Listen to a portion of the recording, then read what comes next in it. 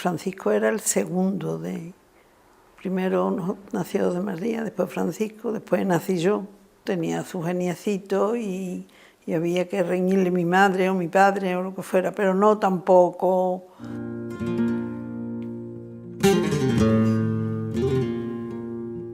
Estaba en el colegio y ya dibujaba. La educación muy centrada en los varones. Eso decía mi hermana, yo no lo decía, yo no me daba ni cuenta. Decía, aquí no se echa cuenta nada más que de los niños. Mi abuela era la matriarca, digamos, era la que llevaba todo el peso de la familia. Y entonces confiaba ciegamente en que mi padre podía controlar un poco la tendencia a la dispersión de mi tío.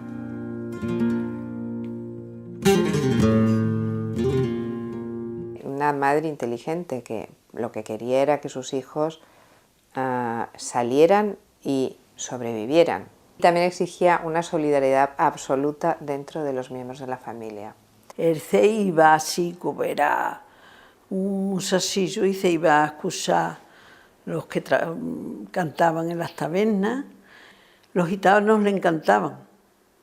El flamenco le gustaba a él muchísimo. Nada le parecía bien. Todo tenía que quedar perfecto, y perfecto no hay nada. Se fijaba muchísimo en cómo nos vestíamos, la ropa que llevábamos, si íbamos bien peinados o no, según su criterio. Odiaba que variáramos lo que la naturaleza había creado de una determinada manera, con una tensión permanente hacia la estética. Tenía un punto entre simpatiquísimo y muy cascarrabias que a todos nos hacía mucha gracia porque nos hacía reír mucho. La relación de mi padre, que era el mayor, con Francisco siempre fue de protección. Mi padre quería a toda costa que mi tío consiguiera acabar la carrera. Mi padre tenía una tendencia más al estudio y mi tío más a la acción. Esta relación duró toda su vida.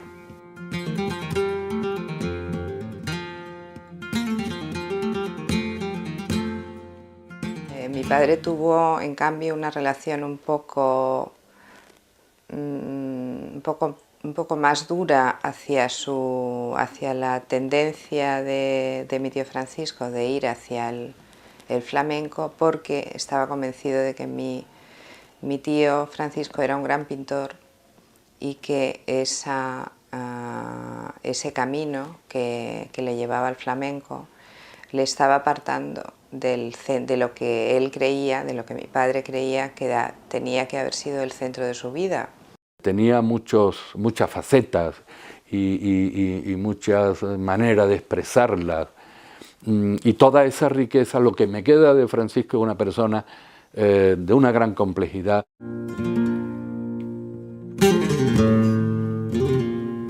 Como decía su amigo Joaquín Sáenz, era un hombre del Renacimiento. Francisco pues, tocaba todas las artes.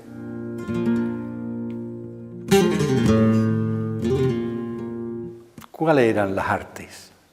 La arquitectura, la escultura, la pintura y la poesía. De eso que le faltaba a Francisco. Nada.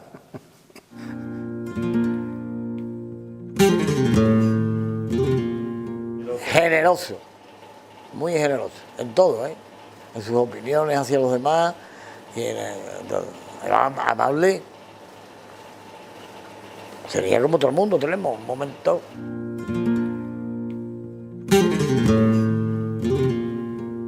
Y era generoso, un hombre muy generoso.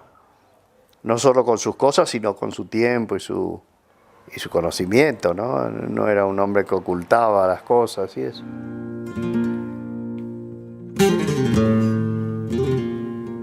Cuando quería a alguien, lo quería en serio. Y era capaz de darlo todo.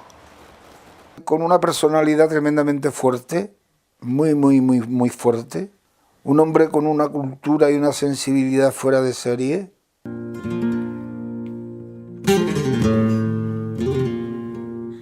un hombre adorando Andalucía pero huyendo del tópico, y para acabar, un hombre que le gustaba mucho la cuchara. Y mi madre se quejaba mucho de que mi tío, me acuerdo de eso, de que mi tío siempre acababa con toda la comida que había en la casa. Eran tiempos duros. Y Francisco era tímido. Francisco gritaría mucho en su pueblo, pero era un hombre tímido. Con su trabajo no era tímido. Ya digo, era un hombre de una gran humildad. Sí, él se daba poco a valer. Sí. Él era un hombre un poco escondidito, o sea que le gustaba esconderse. Si había bullilla de si, vamos, viva Francisco y las palmitas de ovación, le azoraban, vamos.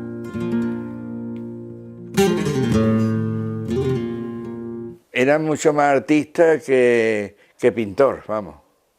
Un hombre que, por la cosa opresiva que él vivió en su juventud y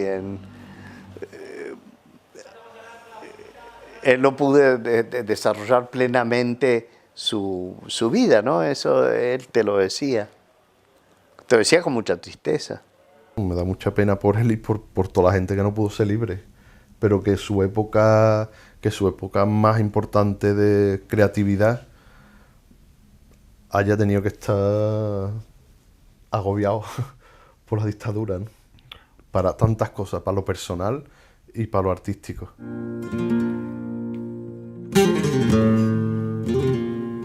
Francisco era un hombre fuerte, pero después era un gran delicado.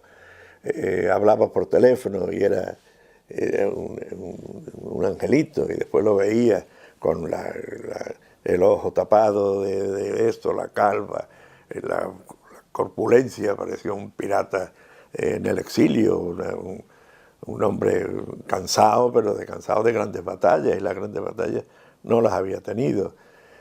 El ámbito de su familia era un ámbito, a Francisco lo querían de manera casi religiosa. Un hombre intocable, cuidado, se le respetaban los silencios, sus sueños, los horarios, un hombre muy querido en su casa.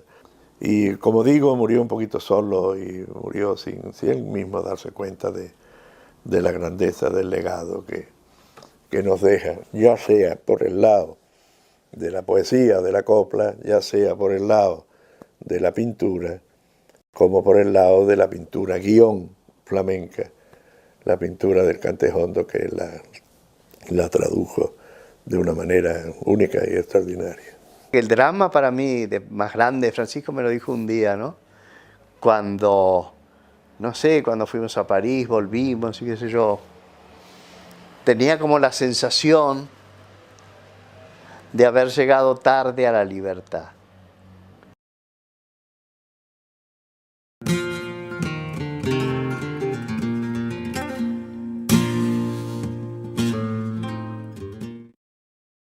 Cuando yo iba a la Puebla en los años 70, se entraba por un basural y se salía por otro. Era un desastre la Puebla, como estaba organizada, así. Dijimos, bueno, ¿y por qué no hablamos con este hombre? A ver si nos deja en el corral que tiene de la calle La Silla, que daba a su casa de la calle Mezones, nos deja que nos reunamos allí.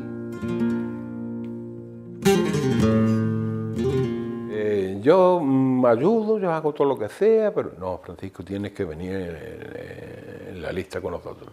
Total, él dio el paso, bueno, pues yo voy en un puesto que yo no salga, y ya entró él, al segundo año ya entró él como concejal. Sí, pero vamos, él participaba, no siendo concejal, participaba lo mismo que... Intervino mucho para intentar recuperar toda la estética tradicional y para eliminar los materiales extraños que se iban introduciendo y que iban como maleando y haciendo bueno, pues recuerdo perfectamente la historia con su gran lucha contra los baldosines de váter que se colocaban, él los llamaba así, los baldosines de váter, que se estaban colocando en las fachadas de las casas. Utilizaba exclusivamente todos los elementos de la arquitectura popular. Todo lo que ustedes ven aquí, este es el retrato de Francisco, todo esto, lo de fuera, todo.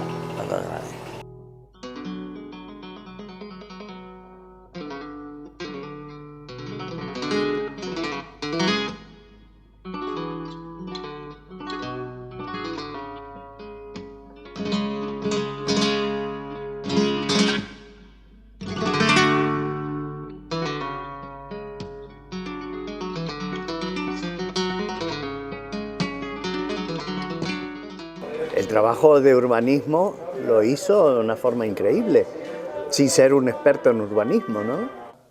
Ya digo que no era arquitecto porque no tenía un título de arquitectura ni una formación de arquitecto, pero realmente sí era arquitecto porque si consideramos que un arquitecto es la persona que sabe modificar un espacio y lo hace bien, pues entonces Francisco sí es un arquitecto. Francisco agarraba una servilleta y dibujaba algo, una servilleta en un bar,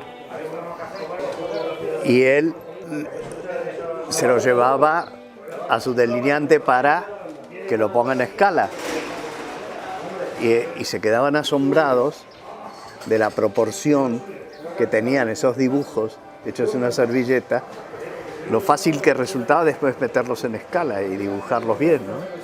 En un pleno que fue largo y eso, cuando terminó el pleno, pues en la hoja de citación del pleno, donde iba el orden del día, por detrás había dibujado lo que él quería que fuera la Plaza Andalucía, porque aquello se empezó a eso, pero había cierta idea y de allí sacó, de aquella noche sacó el boceto de lo que era la Plaza Andalucía. Yo sabía que le estaba haciendo la casa Meneses, pero no me la había enseñado. Entonces ya con la casa terminada me la estuvo enseñando. Sabía dónde poner las ventanas y para incorporar el exterior dentro. Las ventanas de esa casa eran cuadros, estaban enmarcadas prácticamente como si fuesen, los marcos de la ventana eran prácticamente molduras de cuadro, y cuando se abría la ventana el paisaje de fuera se metía dentro de la casa. Esto era esto no lo había visto yo hacer a ningún arquitecto antes. Las manos de Marcelino eran las manos de Francisco cuando había que hacer algo de carpintería, y las manos del clavé eran las manos de Francisco cuando había que hacer algo de albañilería. Pues eso podía ser la casa panera, la casa de...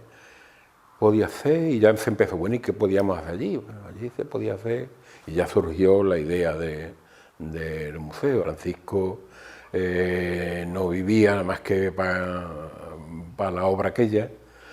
Allí en aquel momento no se hablaba de que el edificio se le iba a dedicar al hermano, ni él era incapaz bueno, eso ya los que estábamos por detrás fuimos los que fuimos haciendo las propuestas. Él era que se hiciera aquello, que fuera un museo de arte contemporáneo. El perito, las cuestiones técnicas, pero todo el diseño, todo lo que eso, pues la idea era de Francisco. El estilo que tenía Francisco, yo no sé cómo calificarlo, pero lo podíamos calificar como un neobarroco andaluz.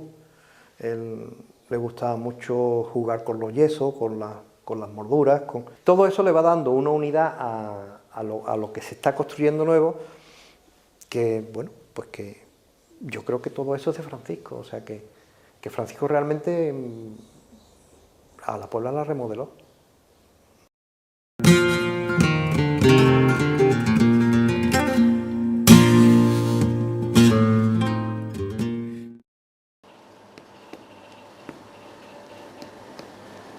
Ya que yo no me quedo mitad de lo que tú publicas. De que tú publicas mitad de lo que tú publicas, que predican y repartir trigo, son dos como cositas distinta. Qué bonito, ¿eh? Esa es una letra preciosa y todas cuadradas. Tú no das con una letra de Francisco Moreno que no esté cuadrada. Y te entra y se te pone el pescuezo. Es verdad, ¿eh? Consiguió hacer una cosa importante, que es que en un bar de la Puebla, en el Central en este caso, la obra y el flamenco, o sea, esas obras de arte o esos pintores, o Guinovar, por ejemplo, podían sentirse como en casa. Es un sitio que quizás sea el epicentro del flamenco en la Puebla durante muchos años, donde intelectuales, gente del pueblo y aficionados del flamenco han dialogado de una manera natural completamente con el flamenco como puente entre todos.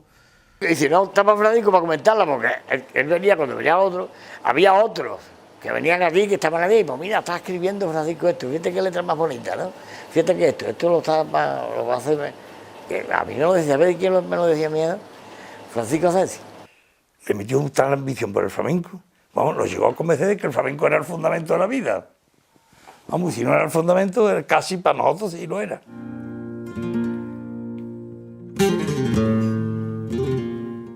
Tuvo 2 o 3 años o más, flamenco. Y el Boris fue escribiendo letras todo el día, y otra vez. O sea, obsesionado totalmente. Para nosotros el flamenco llega a ser un alimento espiritual y yo lo entiendo así perfectamente. Y además cuando él estaba como asiduo al bar y el entorno que allí se desenvolvía, allí había flamenco por todos los poros.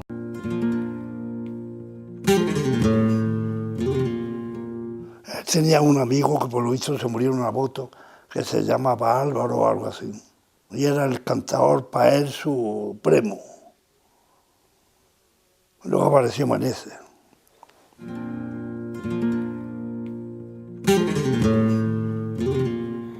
Él hubiera gustado ser cantador. Y es por eso que él luchó para ser un cantador a su manera. Você lloran a llamaba, você entra por mí todavía. Echa mano primero de Álvaro. Álvaro, claro, pues se casa muy pronto y eso lo da por perdido. Después echa mano de Gabriel Pineda, pero tampoco cuadra. Casi te diré que en realidad con las letras le hubieran bastado para confirmar su vida. Está cierto que la primera letra de Francisco en flamenco la hizo montar mi coche yendo de Pamplona a Madrid. Y empezó, ¿y cómo se hace esto? ¿Y cómo se hace lo otro? Y mientras que el 2 caballos tardaba casi un día en llegar a Pamplona, pues fuimos hablando y digo, pues mira, si esto es muy fácil. Son 8 sílabas, que tienen que tener consonantes y tal, le expliqué. Inmediatamente la primera que hizo fue mi padre y mi hermano Diego, zapateros como yo. En casa del zapatero, el calcito anda con todo. Mi padre y mi hermano Diego, zapateros como yo. Cuando Francisco dijo a escribir dentro de este arte, lo transformó todo, lo cambió por completo todo. Donde fuera y pillaba un trozo de cartón por decirte algo, que están ahí guardaditas todas, de ducado, de esto, en un sobre, de esto de una carta, en un esto, ahí le pillaba y se acordaba, ahí ¡bum!, ahí escribía.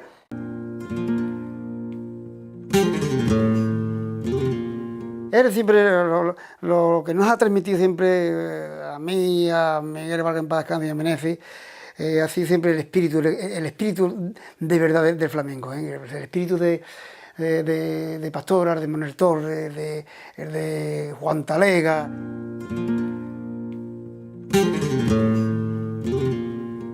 Ese espíritu del cante es lo que él quería que nosotros adquiriéramos, que no se nos metiera en la cabeza. Es decir, por su gran afición y por su concepción de lo que él veía como cante. Una vez de la forma de Tomás, ¿no? Sí, un poco en ese...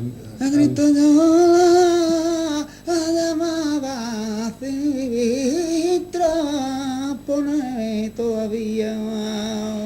Bueno, ahora concretamente ya, como hemos trabajado algo, ya está un poco menos, pero yo es que quería que le diera esa cosa concisa. Él primero te analizaba en tu forma a la hora de manifestar la forma tuya de sentir el cante. Él te analizaba, él es muy inteligente. Él te captaba de momento según las herramientas de cada uno y según el sitio, la vereda que tú cogías dentro digamos, de este arte. Saber de cante, no sé, la verdad, yo creo que la afición, el escuchar tanto cante, yo no he sido un hombre de muchas fiestas, porque la verdad eso no ha sido una cosa prohibitiva para mí, pero en fin, he escuchado bastante, todo lo que he podido. Y luego mi amistad con Antonio Mairena, mis contactos con él, eso me ha ayudado muchísimo, ¿no? Me ha aclarado muchas cosas. Todo más o menos yo lo tenía en mente, pero él me ha aclarado muchos puntos que a veces lo he tenido confuso. Lo que hizo Francisco fue tomar los cantes que más o menos se utilizaba, sobre todo en el repertorio de Antonio Mairena, y él perfectamente y con tiralínea le adaptaba otra letra muchísimo más actual. Él estableció un respeto hacia la tradición, pero también abrió las puertas para el futuro. Cuando se iba a grabar un disco, la selección de los cantes que se iban a entrar en el disco, los estilos, ¿no?, dentro de esos cantes y tal, hacía una investigación muy seria, ¿no?, muy metodológica, ¿no?, muy de saber de ir a las fuentes, quién era, los estilos, qué estilo era, si era de Triana, si era de Jerez, si era de Cádiz. Luego iban a interesarse en personas que en este caso habían cantado en esos estilos.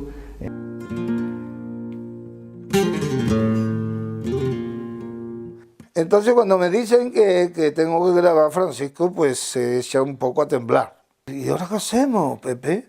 Digo, ¿qué hacemos?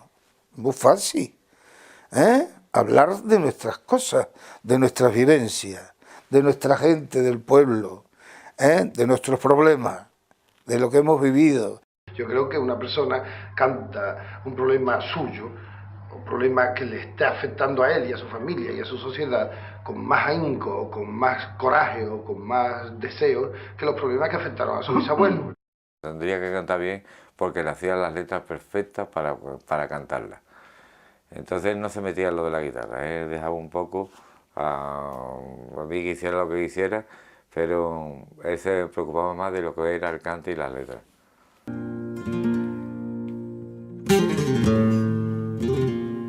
Es una crónica cantada. No solamente hablaba de cuestiones más o menos sentenciosas o filosóficas, sino que también narraba historias que después han sido interpretadas en los distintos estilos del flamenco. Y yo le dije a Francisco, no quiero demagogia, vamos al grano. Fue sentenciado Juan García pez de mosquetón. Primera. Pues Meneses, sin esa demagogia, con elementos auténticos, ha coincidido voz y sin rebuscamiento, insisto, sin búsqueda de efectos, sino voz y plástica han coincidido. Por eso ha sonado a verdad enormemente.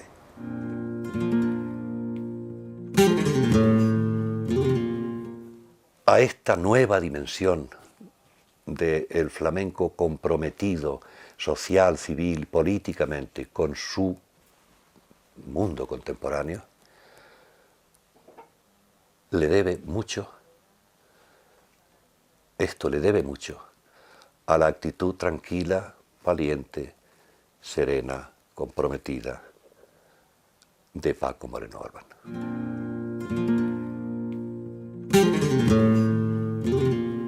Las letras de Francisco Moreno Galván desde el primer momento fueron aceptadas y gustadas por lo que pudiéramos llamar el magisterio del flamenco entre los años 60 y 70.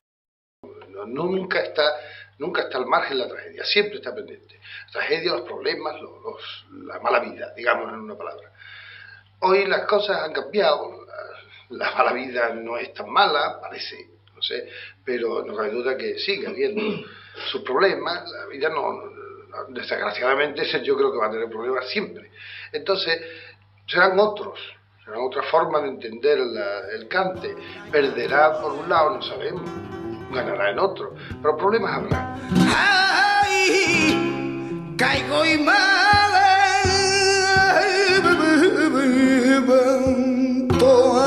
madre mía, porque caigo y mal, ay,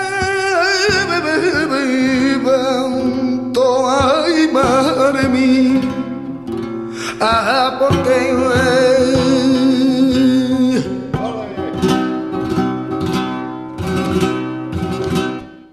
él fue un hombre que introdujo de una manera clarísima el flamenco en la universidad, mucho más que cualquiera hubiera podido hacerlo antes y como nadie lo ha hecho después.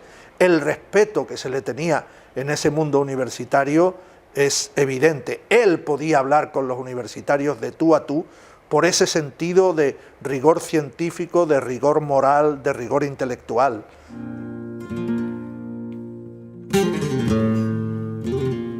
Tenía en la cabeza toda la historia del cante flamenco, que tenía un concepto del flamenco que rozaba la ortodoxia. Por supuesto era capaz de comprender y aplaudir algo que no hubiese existido antes, pero que sonase flamenco, pero tenía un vínculo con la tradición muy profundo. Era tan sumamente aficionado al flamenco y le gustaba tanto el flamenco que no se sentaba nunca, lo hacía. Yo lo veía por allí dando paseo, muchas veces se sentaba y escuchaba.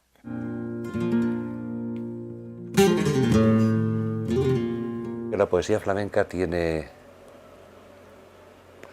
nace por necesidad.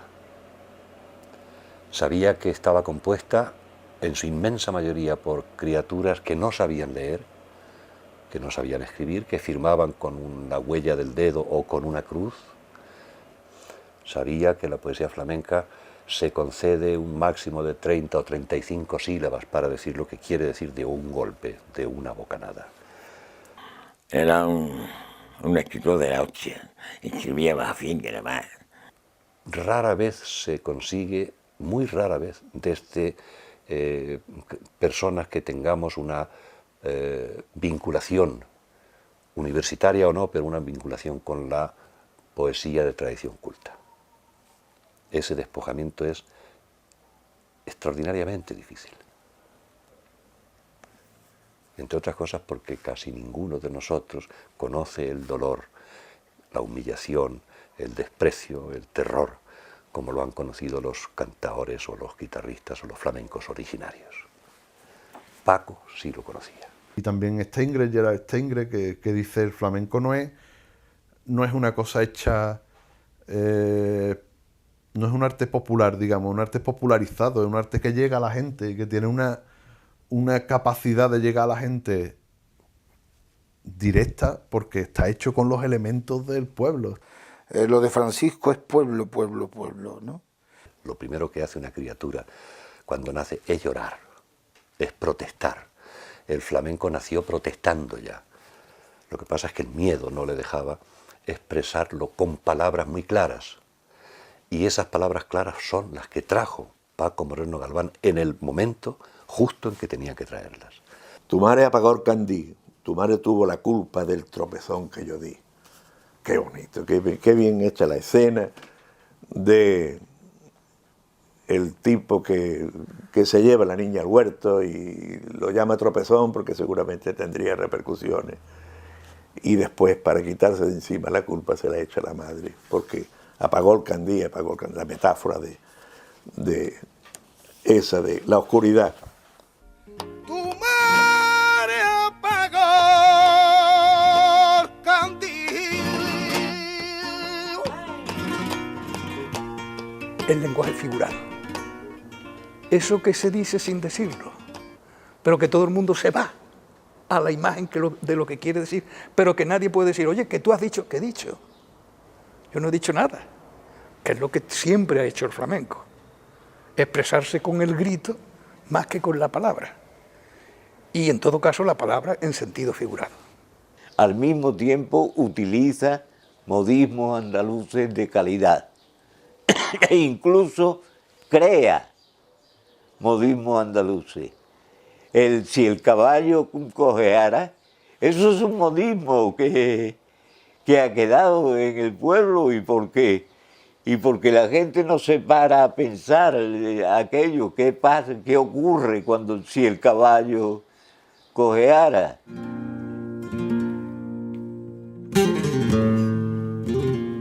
El señor que vas a caballo y no das los buenos días, si el caballo cojeara otro gallo cantaría. Aquello sonaba en aquel momento como una pedrada en la cristalería del palacio de don Francisco Franco. Señor, caballo, y no diñaba los buenos días. No daba los buenos días.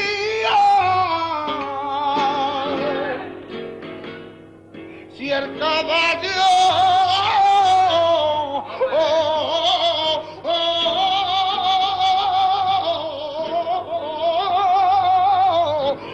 cojeara, otro gallo cantaría.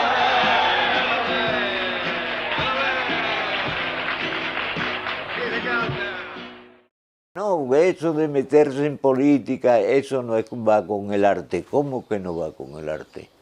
Si ha sido determinante de una situación política a otra. El propósito era convertir un recital en un mitin, pues sí, se conseguía siempre, siempre. Si yo pongo en duda de que eso tenga eficacia, pues claro que tenía eficacia. Es como si decimos que no tiene eficacia un rótulo puesto de Viva la Libertad en una esquina. Sí la tiene, porque todo aquel que esté a favor de la libertad, cuando lo lee dice, ya no estoy solo. Eso, ¿cómo se rompe una tradición estética de floritura, de barroquismo exacerbado, de colorín tal, que podía proceder de la ópera flamenca? ¿Cómo se rompe de golpe y porrazo en voces negras y la gente se apasiona con esa nueva tal? Eso tenía que acompañarse, no solamente con el sonido, sino con la visión de una imagen.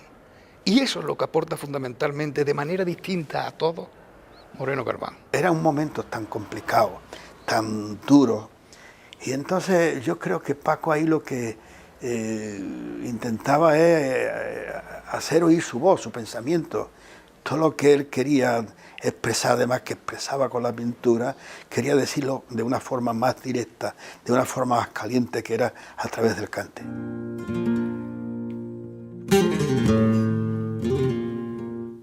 Las coplas de carácter moral y de carácter civil de Paco siguen vivas, siguen vivas. Ya habían dado las 12 cuando lo sacaron. Ya no son blancas las blancas paeres que lo mataron. Los cantares, muchos no saben que están cantando una copla de Moreno Galván. Yo me peinaba para atrás, efectivamente, y él me cambiaba de peinado, me cambiaba... También le ponía yo mis pegas, había cosas que no me gustaban, y cuando le decía que no me gustaba, era capaz de pegarme, ¿no?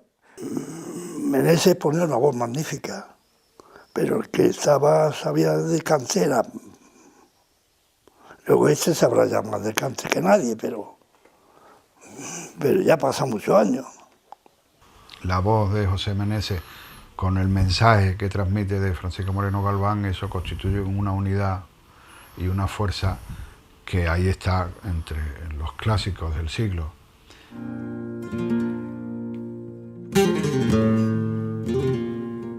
¿Quién le debe más a quién? Porque Francisco, efectivamente, como poeta se considera y se conoce muchísimo más. Y yo, como cantador, pues tengo que agradecer, efectivamente, su empeño que puso y su idea, digamos, de hacer un cantador puro, que aquí estoy. La etapa de los festivales, que es como se conoce históricamente, diríamos, un nombre más universitario, entre comillas, pues es en realidad la etapa de la promoción del flamenco, porque los festivales estaban dirigidos básicamente a que se conociera más y mejor el flamenco, y luego también pues a que los pueblos tuvieran un poquito de más vidilla.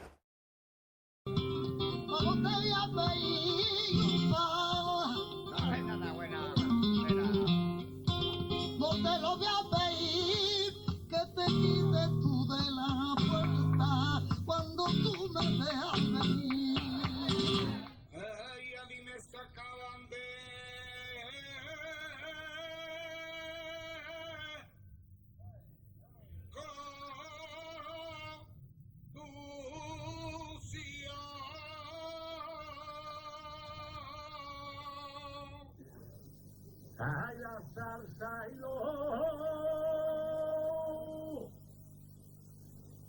la salsa y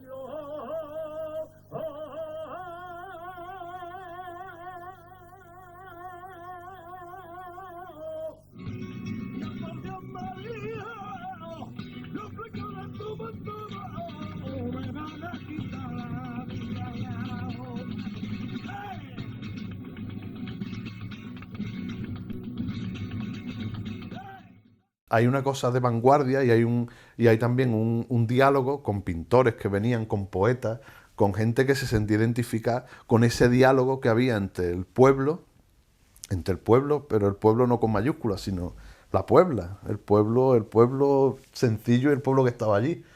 Y el arte de vanguardia, porque es que allí se hacía poesía, allí se estaba haciendo una poesía nueva y una poesía rompedora, y se estaban haciendo unos carteles también impresionantes, que incluso hoy en día creo yo que son carteles muy de vanguardia en el flamenco. Entonces es un diálogo con los que mucha gente se sentía identificada. Paco desde el primer momento también tuvo esa doble intuición, esa doble visión de saber lo que era el arte profundo de nuestra tierra y saber también el tiempo en el que estábamos. Era el tiempo de la difusión del sonido, de la difusión de la imagen. La imagen y el sonido ya llegaban a todas partes. Se había terminado aquello de la compañía de teatrillo que va de pueblo en pueblo, pero que en el resto de los 1000 pueblos o las miles de ciudades de España no los conocerían. No, ahora una sola cosa, un festival en un pueblo podía ser escuchado en aquellos momentos por cientos de miles de personas a través de la radio. La Puebla de Cazalla, si Francisco hubiera seguido en esta vida, muchas cosas hubieran cambiado.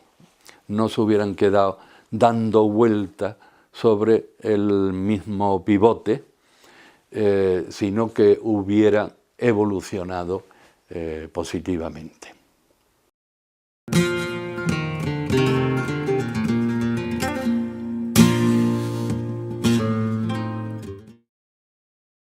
Ya de niño ya pintaba, ya hacía sin que nadie se lo pidiera.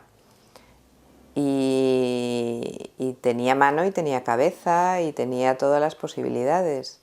Le faltaba muchas veces el impulso para el trabajo constante, que es imprescindible para un pintor.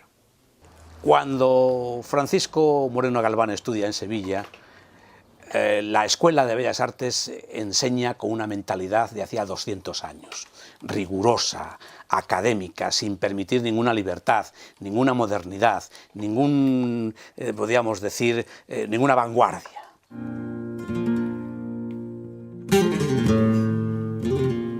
Cuando empieza a pintar en torno a los años 50, 51, 52, muestra un clasicismo típico aprendido aquí. Como pintor de los españoles clásicos que había, Zuloaga era su preferido. Murillo no le decía nada. A mí sí, pero a él no. Mi padre se ocupó de que se vieran, se recorrieron todos los museos de Sevilla. Hay unas fotos muy, muy bonitas que están hechas en el Museo Arqueológico de los dos. Y entonces mi padre le enseñó digamos, a ver el arte con mirada de pintor. Él era poco obediente, la verdad es que poco obediente. Se salía del sitio cuando le daba la gana y volvía a entrar cuando quería, ¿no? Todos sabemos que tiene unas fluctuaciones que nosotros le podíamos llamar de vagancia. Y él lo hacía porque era otro componente de su libertad. No trabajaba cuando no le daba la gana de trabajar, esta es la verdad, y no había más explicaciones.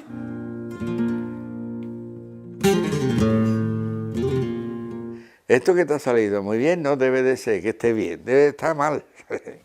¿Y por qué va a tener que estar mal? Porque sí, porque esto bien no dice nada.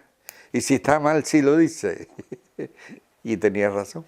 Guiaba en el sentido de un crítico de arte. Le hablaba de lo que él creía que estaba funcionando, de lo que creía que no estaba funcionando, pero mi padre estaba convencido totalmente. Y así nos lo decía en casa siempre, que mi tío Francisco era un gran pintor, con una mano de pintor y con una cabeza de pintor. Para mí es un honor que me consideren un intelectual, pero me temo mucho que no sea así. Estos señores o me quieren mucho o no me conocen. A alguno puede que los apellidos les suenen a intelectual porque me confunden con mi hermano, que escribe profesionalmente ejerciendo la crítica de arte. Yo, amigos, soy pintor, con una formación a lo pintor, sin más. No podíamos esperar que luego, con el tiempo, fuese capaz de hacer lo que hizo, pero naturalmente lo que hizo luego ya fue consecuencia de haberse quitado, podríamos decir, la mordaza que le oprimía de su formación académica y la libertad que le dio por concretamente una estancia en Madrid, donde están en esos momentos determinados todos los pintores de vanguardia españoles. A mí me interesa mucho la evolución, su evolución hacia formas cada vez menos figurativas. Él no se pasa al abstracto nunca, pero sí que hay algún homenaje que otro a Tapies o a Millares en algunas de sus pinturas. Yo creo que ahí también hubo una cierta influencia de mi padre y no solo de mi padre, sino también del entorno, de los amigos que tenían en Madrid. Con personajes como Caballero Bonal, Fernando Quiñones, Felipe Sordo, Lauro Olmo, en fin, se quedan alucinados, porque realmente era un poco el entorno donde se movía Francisco. Él quería ser muy libre en arte. Y yo, no sé, yo nací para ser un poquillo esclavo de lo que me enseñaban, de lo que decían que era lo bueno, que esto es bueno, esto es malo. Hacía cosas a veces extraordinarias, porque tenía una cosa en la vista de interpretar los colores. Y entonces le salían sorpresivamente cosas muy gratas, muy... Como dibujante, eso era lo suyo, el dibujo. El dibujo era un magnífico dibujante.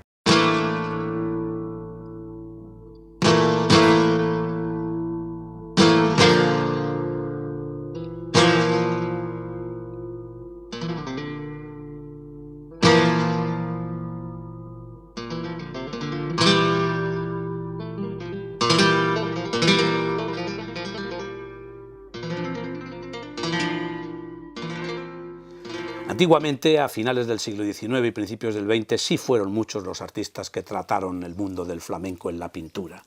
Pero en la época de Moreno Galván lo trataban muy pocos, precisamente porque casi la mayor parte de los artistas pictóricos, los artistas españoles, no entendían nada de flamenco, eran de muy minorías y naturalmente él sí que tuvo facilidad para transponer ese sentimiento del flamenco a una pintura libre de ataduras del pasado, sino moderna e innovadora.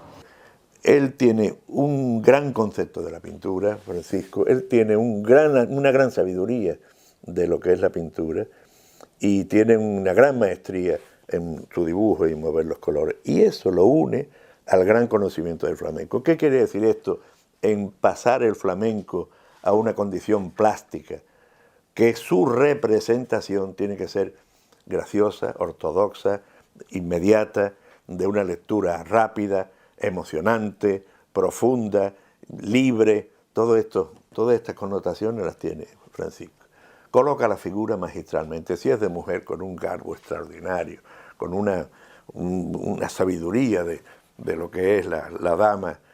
Es una colocación perfecta de bailaora, donde el brazo, la cabeza, el codo, el hombro, la cadera, el pie, la rodilla, está todo en perfecta armonía, ¿no? Y esto es lo que yo le llamo estética. La mano, es que es una colocación perfecta.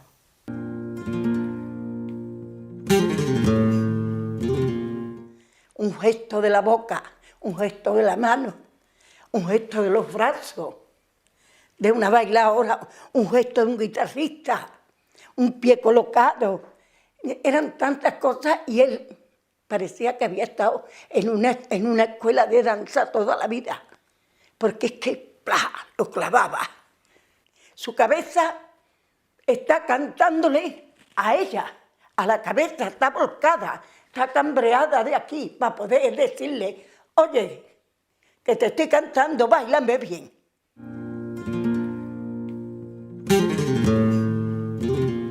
Que una cosa es pintar gente cantando y otra cosa es pintar el flamenco. Pintar el flamenco es pintar el duende, el quejío, el grito, el sentimiento, el trasfondo, la denuncia, el campo, la herida. Ese es el lío del flamenco. Yo os desafío a que busquéis por las páginas de la historia del arte español de los años 50, 60, 70, 80, en fin, esos 30 años. No se puede encontrar nadie que haya interpretado el flamenco de esta manera, porque nadie lo sentía de esta manera. Él tenía muy claro que a quien tenía que dirigirse, o que además lo tenía a mano, tenía confianza. También sabía que lo que le estaba diciendo a mi padre se lo estaba diciendo con todo el cariño del mundo, porque se querían mucho. Conseguir que su obra se conociera fuera de los ámbitos de Sevilla, de la Puebla de Cazalla, de Sevilla, y de los ámbitos más cerrados en los que en realidad se ha movido después la obra. El cartel ha sido uno de los elementos fundamentales para propagandear todo, desde política, poesía, literatura, teatro, y realmente su cartelería es verdaderamente interesante. Hay algunos de ellos, de los carteles, muy sucintos, muy esquemáticos, que rozan un mundo que a él le debió de interesar profundamente, que fue el mundo del abstracto de Tapies, pero que también él debió de conocer esas arte esquemático, contundente, duro, del mundo vasco, sobre todo de Chillida, y hay esos negros con blancos que coloca en este cartel de la Puebla de Cazalla del año 80, de Cantejondo, que es verdaderamente espléndido a nivel de su creatividad. Entra en la síntesis del concepto de cartel, que es el grito en la pared. Tiene que ser una cosa muy fácil, muy comprensible, que tú mires, te sorprenda y entonces te dedicas a ver qué anuncia, leer un texto. Estas cosas de Francisco son extraordinarias. Son muy simples, son muy sencillas, pero eso es la gran difícil facilidad con 4 trazos que ya hemos visto de la mujer en la silla, el guitarrista, la niña que se arregla el pelo y el muchacho que canta. Él lo renueva todo eso con la misma niña, con la misma silla, con el muchacho que canta, pero hecho de una manera sensibilísima, extraordinaria. Sabe salirse también de la rutina, del amaneramiento, del tópico y de la vulgaridad. No hay más que comparar, por ejemplo, de estos años 84, 81, 80 carteles suyos y comparar, por ejemplo, con los carteles que en esos momentos se hacen de la Semana Santa o de la Feria Sevillana y los aplasta. Francisco Moreno Galván, lo mismo que Picasso y tantos otros que se han acercado a esto, como Povedano, pintores andaluces magníficos, han sabido ir a ese punto de la pintura.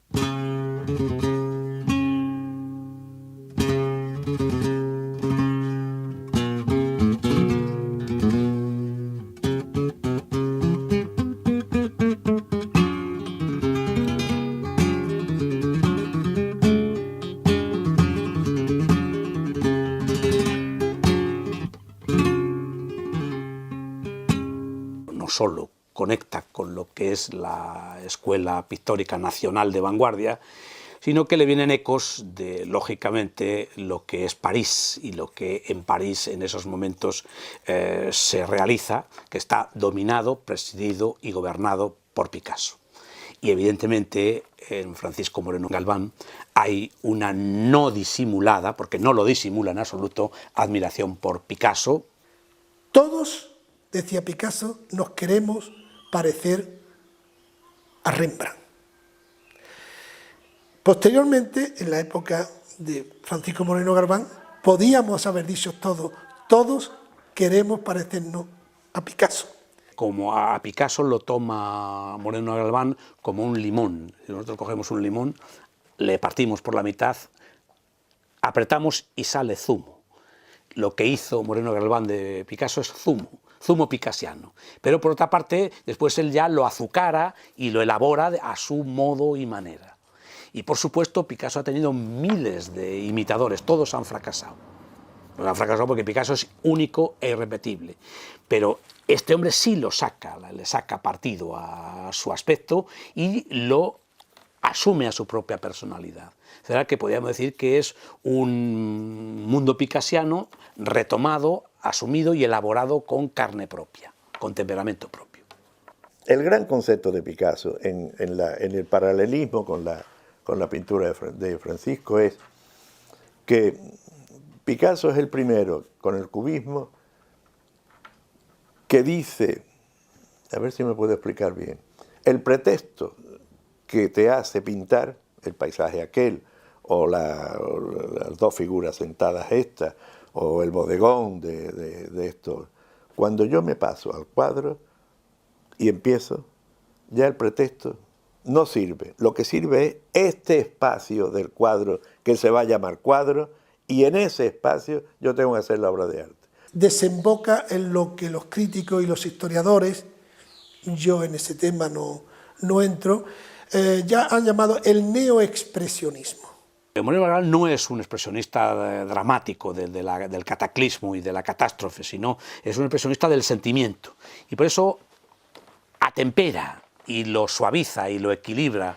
Y por supuesto, pues podríamos hablar de un expresionismo que es el que algunos pintores de París, que lo he mencionado antes, practican, que es Chagall. Es un expresionismo lírico.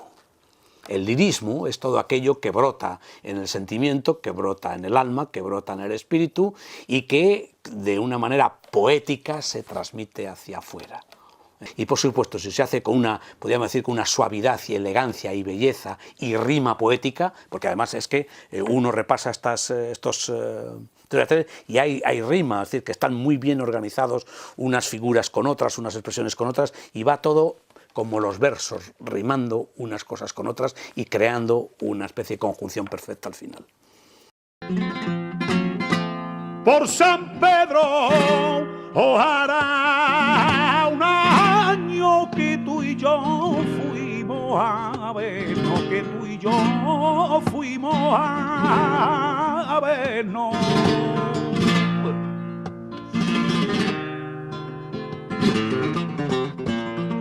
Si San Pedro hizo la gracia, qué gracioso fue San Pedro. Por San Pedro. Ambiente artístico muy bueno, ambiente económico muy malo. artistas ahí comerciales como Dalí. Y no va a decir que no es un artista. Él era un artista libre. En la galería se armaba el tinglado de exposiciones, de transporte al extranjero, de tal. Si no era, pues no era. No existía para el mundo de que se estaba fundando del arte. Tuvo la suerte de tener un amigo y la mala suerte de tener ese amigo, que le compraba muchos cuadros, pero que lo archivaba. Y entonces no entraba en circulación. Más le hubiera interesado que las exposiciones fueran más frecuentes.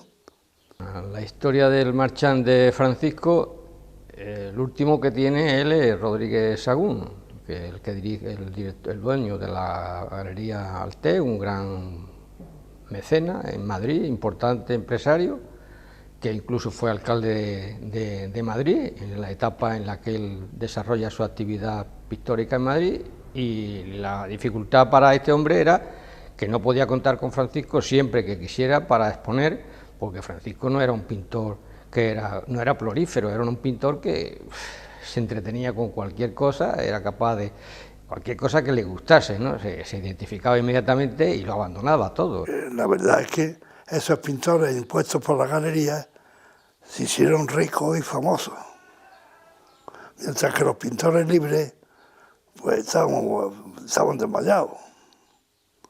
Pero claro, hacían lo que les mandaba, y ahora pinta de azul y ahora pinta de blanco.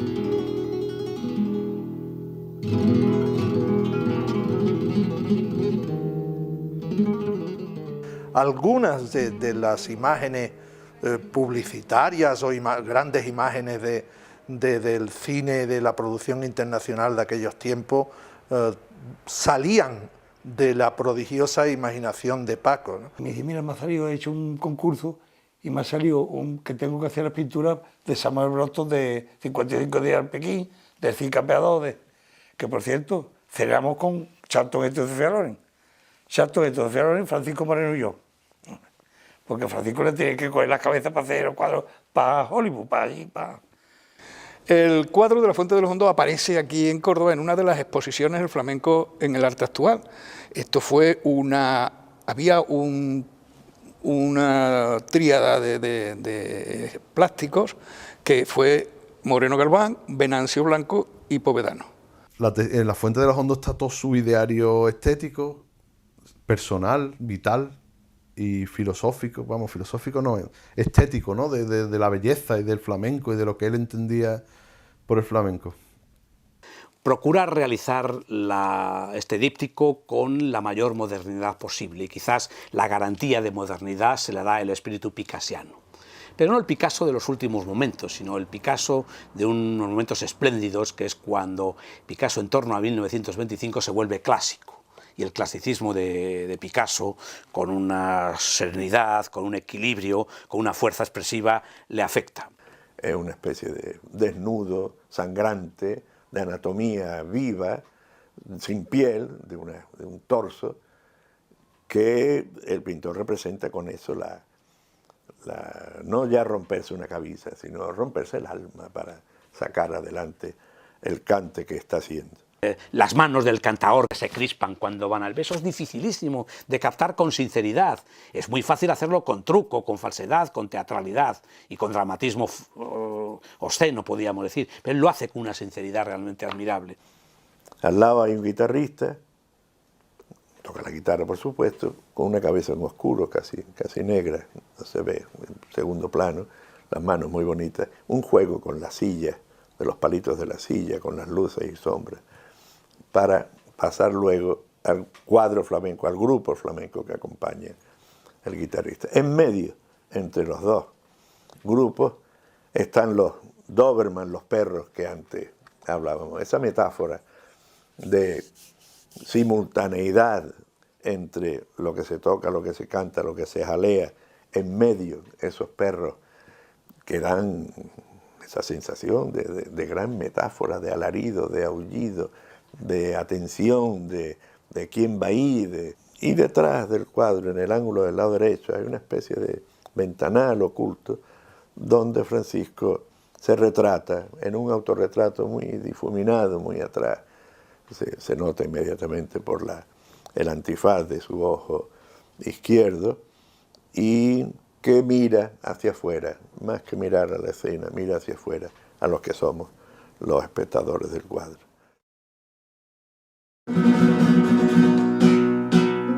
¡Ale!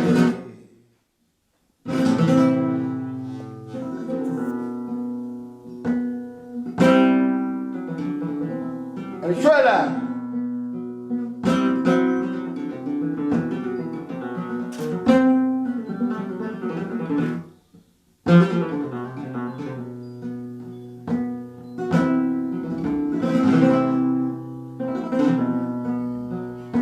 Ni grito ni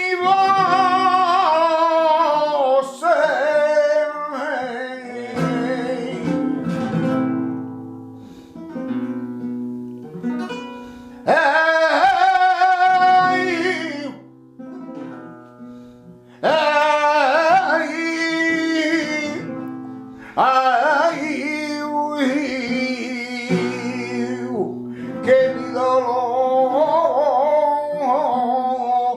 sentía.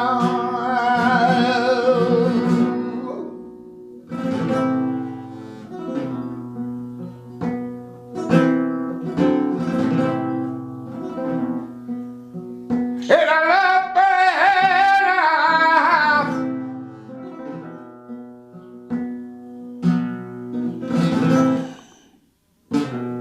era la rabia de que me amarrara.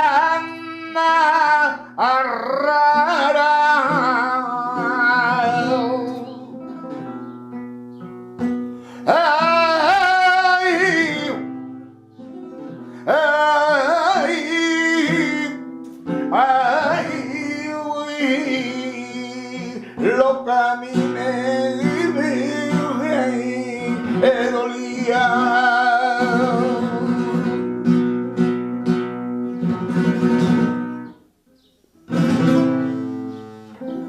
¡Dale!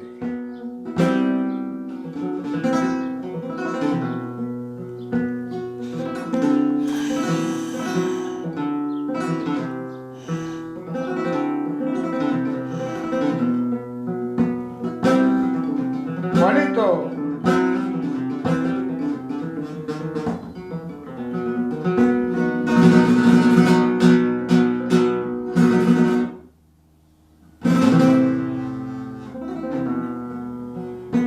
Camino de lo tuyo,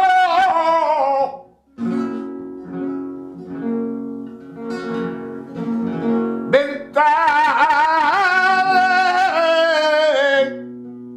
Noguero, allí mataron